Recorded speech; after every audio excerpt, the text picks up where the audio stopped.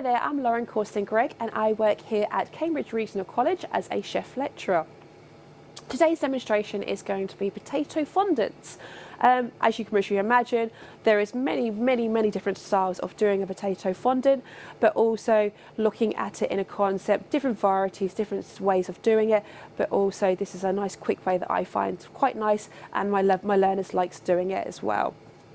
So regarding your potatoes, you're needing to make sure that they're washed, because of course you don't want too much dirt, because of course you want to make sure that your potatoes don't get discoloured at any stage. But also you want to go for like a hard potato. You don't want a soft potato, because what will happen is as it cooks, it will mush down and go pretty much like a puree, or of course mashed potatoes. So you can go for potatoes like King Edward's, which of course is more of a versatile potato, where it will hold a bit better in the oven itself. We are going to cook our potatoes in a suitable pan. I've gone for like a skillet sort of style pan, which is a hairy bottom one, but it's got a nice height to it, because of course I'm going to put some stock into it in a minute to cook it or finish it off in the oven. I'm going to go for a nice oval shape. I've got a nice bowl of some butter, and I've got 2 good sized potatoes here. I have a peeler, and I have a freshly sharpened little paring sharp chef's knife sort of style area as well here, with a little bit of oil and some seasoning. To start off with, I'm just going to peel my potatoes.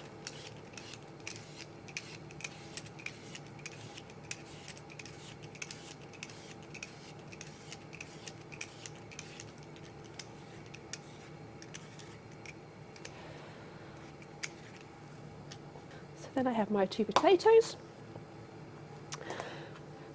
Good way to make sure that your mould or your cutter is similar.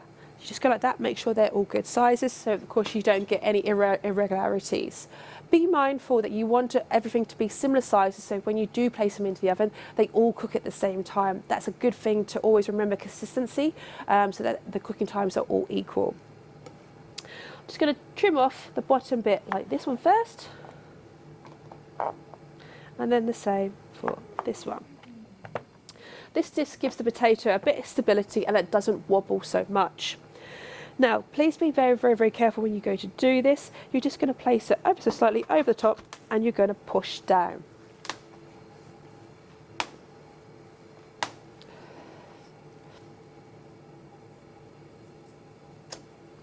Once your potato is all out,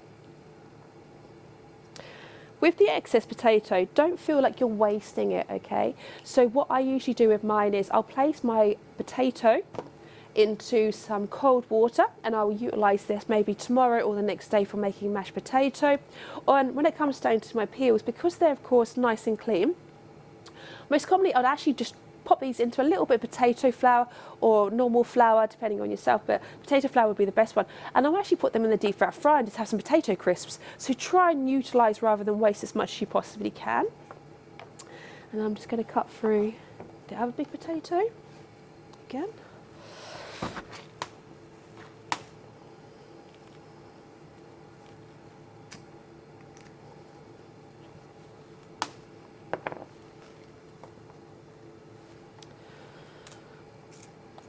Like so. So as you can see, I've got a little bit of excess there. So as a chef and working in industry for a very long time, there was an easy way of making sure everything is very uniformed. So what I would do, I'd push this through, and then I'd use my peeler, and I would literally just do a nice little circle around the top, and this makes it nice for presentation purposes, so you get that lovely oval shape there. And again with the other side.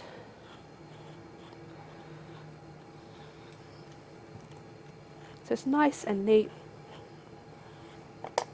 like so. And I'll do exactly the same for this one. Just checking to make sure, again, like I was saying to you, because you want them to cook at the same time. Just going to trim that one off ever so slightly, so they're all the same. Again, I'm just going to quickly trim that back again. This will all help with the appearance and the presentation of your dish. So there are my 2 potatoes ready to go. Again, to help with the presentation, I then do some little sears on the top. So I'm not necessarily going too deep into my potatoes. I'm just using the tip of my little chef's knife, and I'm just doing a couple of little crisscrosses. This will also help to add coloration, but also the sears and the cooking of the potato. This will crisp up nicely and help elevate the presentation of this dish. I will then get myself my heavy duty pan, and I'm going to warm it up, and I'm going to add a tiny bit of oil. When it comes to this stage, you can of course start adding different flavours. To me today, I'm just going to do a vegetable stock based one with a little bit of salt and pepper. Some people of course would also do additional garlic. You can put some rosemary and thyme in, depending on what element or where you're going to place your potatoes. Sometimes the classics would be butter, vegetable stock, and of course your potatoes with salt and pepper. Me, if I'm at home or if I'm doing an event, I would usually also chuck in some rosemary, some thyme. If I'm doing roast beef, and some garlic. If, for example, I'm doing a nice fish dish, sometimes I might put a bit of lemon thyme to elevate that lemonness. That will help, and that will work and pair quite well with my fish. So it all depending on what you're serving your potatoes with. You can also add additional ingredients to it now. So as you see, I've got a nice hot pan. I'm going to put a little bit more oil in. I'm going to put a tiny bit of salt over the top, like so, and a little bit of pepper.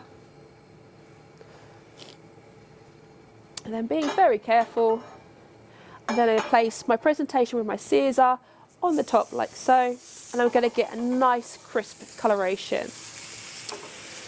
The best way to know when this is done is actually when the potato starts to move. It means it's formed a sear, which means it goes hard, which means it makes it more movable, more plausible. So then once that's gone, that sort of style, I'll then turn it over, and of course you'll then see what it looks like in a couple of minutes. So now my potatoes are starting to get its sear. Just be mindful, you might need to put a little bit more oil, but now this is the stage where we're going to add our butter. This will help add that goldness, but also that richness into, of course, our top. Give it a nice stir.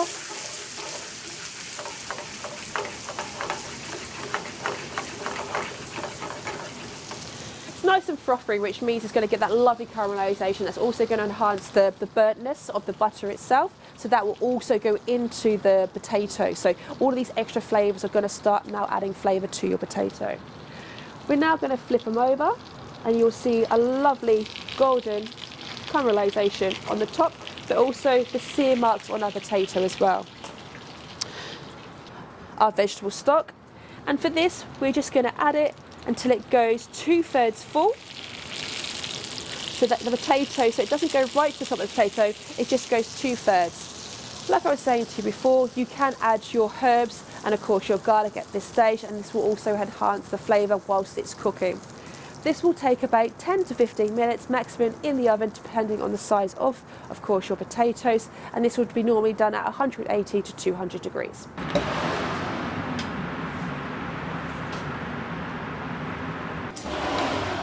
So now our potatoes have been cooking for the last 10-15 minutes, and look how soft they are.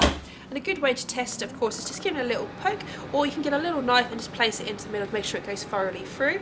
So as you can see, lovely and soft. Nice and tender. Like I was saying to you, we're just going to go in like so, which is fantastic. If you feel like your potatoes are not necessarily golden enough, of course you can then of course just give it a little bit of a sheen, both with using the excess stock that's over the top, or of course some chefs would nowadays of course just give it a little bit of a blowtorch if you want an additional char on top as well. And there we go, potato fondants.